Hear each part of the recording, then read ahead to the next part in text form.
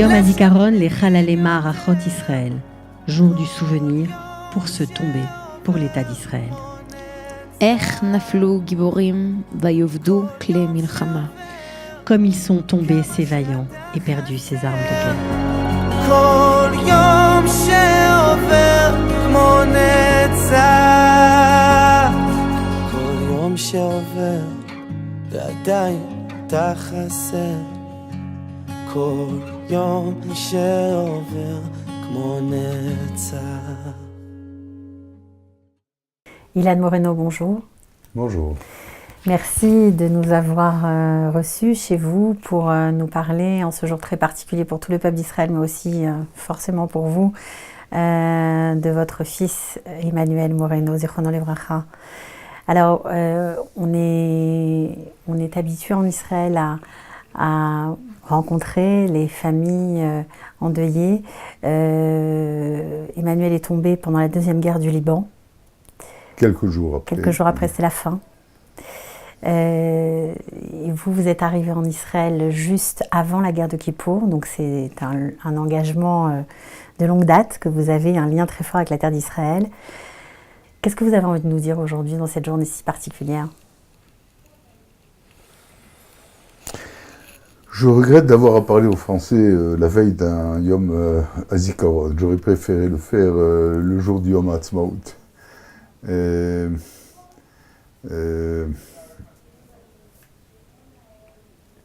Tout le monde ne tombe pas en Israël.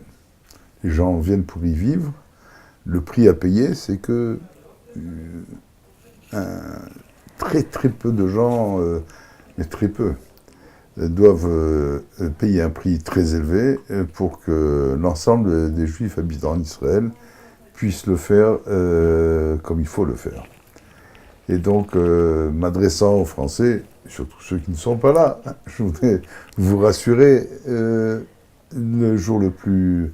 le jour qu'il faut se souvenir durant notre conversation, ce n'est pas demain Yom HaZikaron, c'est surtout c'est le prix à payer. C'est après-demain, Yom HaAtzmaut, qui est en fait...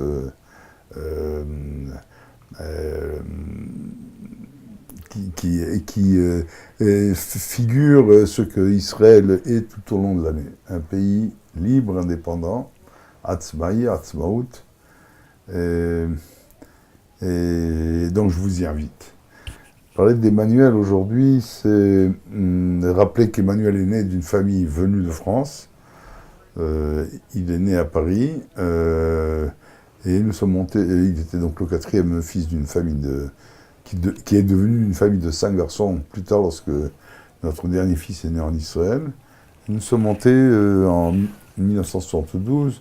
Notre décision a été prise en 1967, au moment où la guerre des 6 jours éclate. Ma femme et moi, on fait déjà tchouva, et non pas des sionistes particulièrement sionistes, en tout cas pas enregistrés comme tels, mais le jour de la guerre de 6 jours, nous avons décidé de lier nos destins à celui d'Israël. Ça a pris quelques années, il fallait terminer nos études à l'université, puis bon, enfin. Depuis, nous sommes là. Et Emmanuel a grandi à Jérusalem, dans un quartier de nouveaux immigrants qui venaient du monde entier. Dans notre immeuble de 20 appartements, il y avait 14 pays différents. Tous les continents y étaient représentés. Et c'est à peu près... Et de gens qui étaient montés à peu près dans les 2-3 années précédant notre arrivée, ou peut-être un peu plus tard. Quoi qu'il en soit, un bouillon extraordinaire de façon d'être juif. Et c'est là qu'a grandi Emmanuel. Beaucoup de joie, beaucoup de simra. Alors, on n'a pas précisé, mais votre fils a fait une carrière militaire. Il a été très longtemps à l'armée dans la Sayeret Matkal, une unité d'élite très prestigieuse. Il avait en tête, même quand il était un petit garçon, de faire une carrière militaire. Non, je ne crois pas. Tous les garçons de cet âge-là pensent à faire une carrière militaire.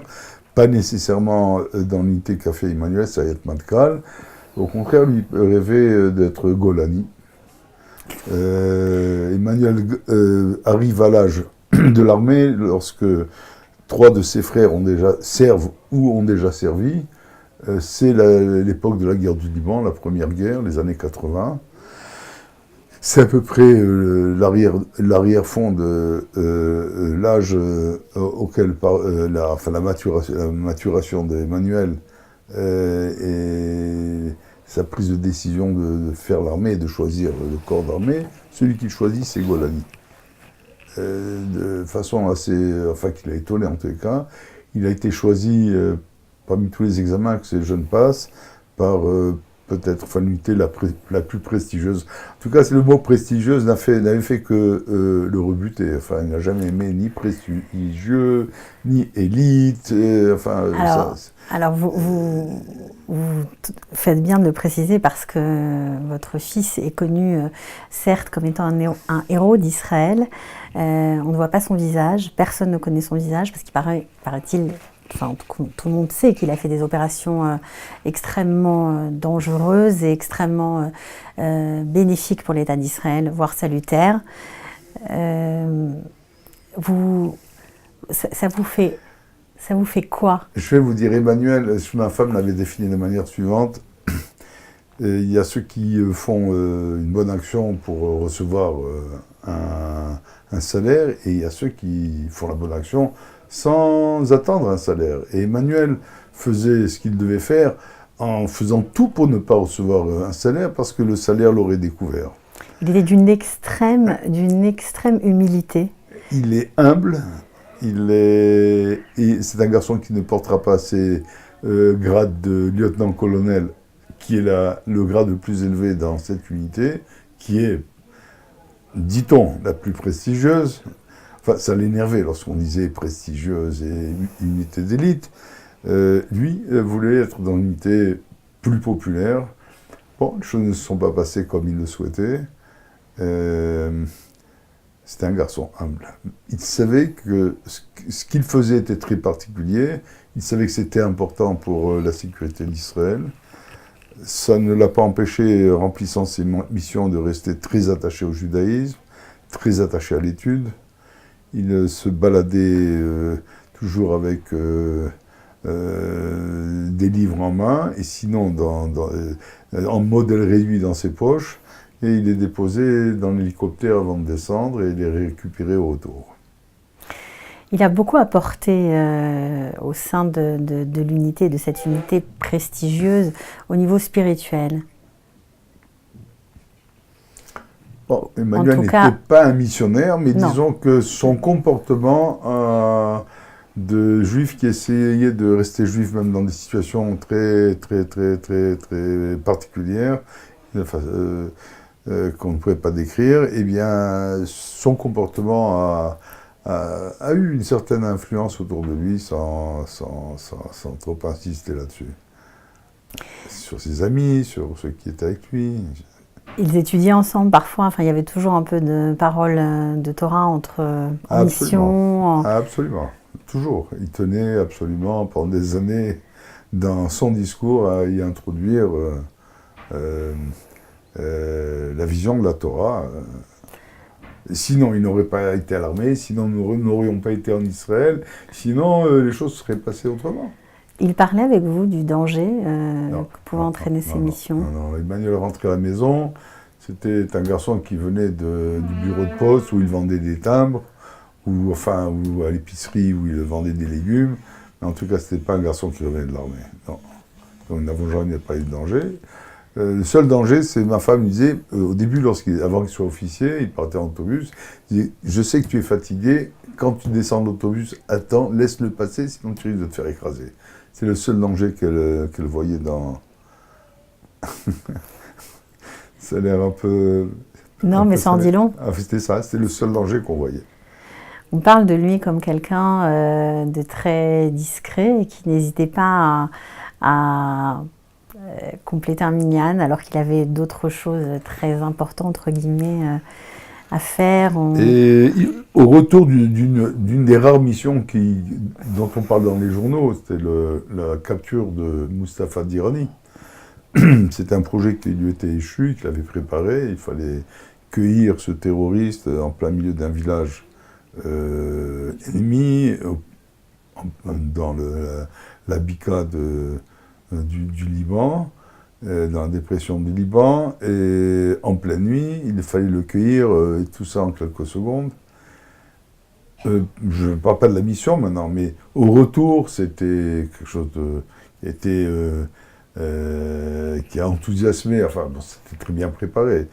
À l'arrivée des hélicoptères, il y avait le chef du gouvernement, et d'autres gens, bien encore, bien sûr, le chef d'état-major, le ministre de la Défense, qui attendaient pour serrer la main des soldats et les féliciter, et lever un verre, et il était 6h du matin.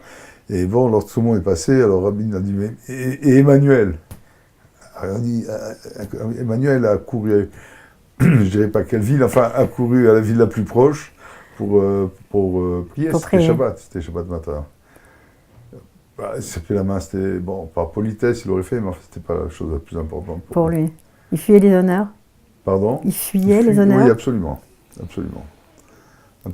Il fuyait les honneurs, il se sauvait quand il voyait des situations où on lui disait « Ah !» Les gens se doutaient. Donc, quand il lui tapait sur l'épaule, hop, il fuyait. Bon, il supportait pas les compliments.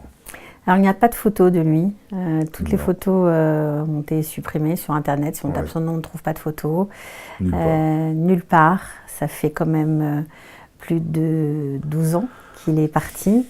C'est pas un peu dur parfois pour la famille de ne pas pouvoir dire qui était son fils, montrer qui était son fils? Parce que Emmanuel finalement est tombé dans le domaine public plus vite que nous l'avons voulu.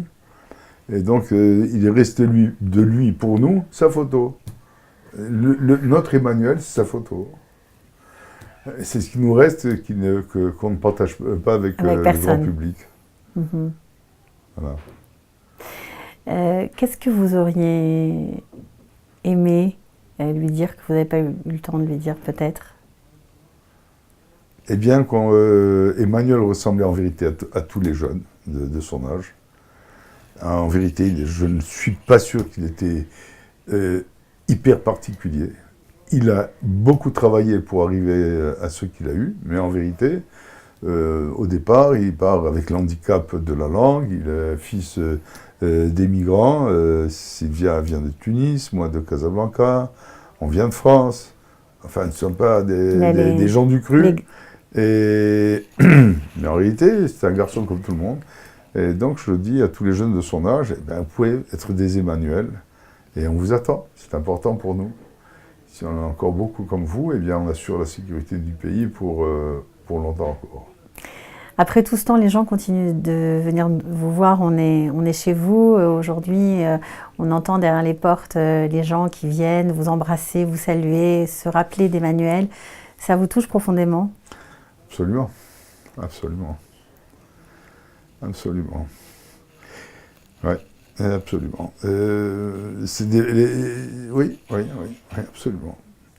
De ne pas être seul, oui, c'est important pour nous d'être soutenus. Vous vous sentez soutenu? Oui. Nous nous sentons soutenus, mais la plupart des familles qui ont perdu un enfant, et il y en a près de 25 000 comme nous dans le pays, peu importe dans quelles conditions et les rôles qu'ils ont remplis, en général sont soutenus. C'est un pays où on vous tend la main. Ok. Vous pensez qu'il aurait été fier de ce qu'Israël est devenu? On va fêter... Vous avez commencé par Yom Ha'atzmaut, on va finir cet entretien par Yom Ha'atzmaut. 70 ans d'Israël, un anniversaire... Je pense que oui. Je pense que d'autant plus... D'abord, je pense qu'il en est fier. Pas il en aurait été fier, il en est fier. Et il est fier du fait que lui, comme beaucoup de ses amis, ont permis que les choses se fassent. Voilà. Ok. Merci beaucoup. Je vous en prie. Merci beaucoup. Merci à vous.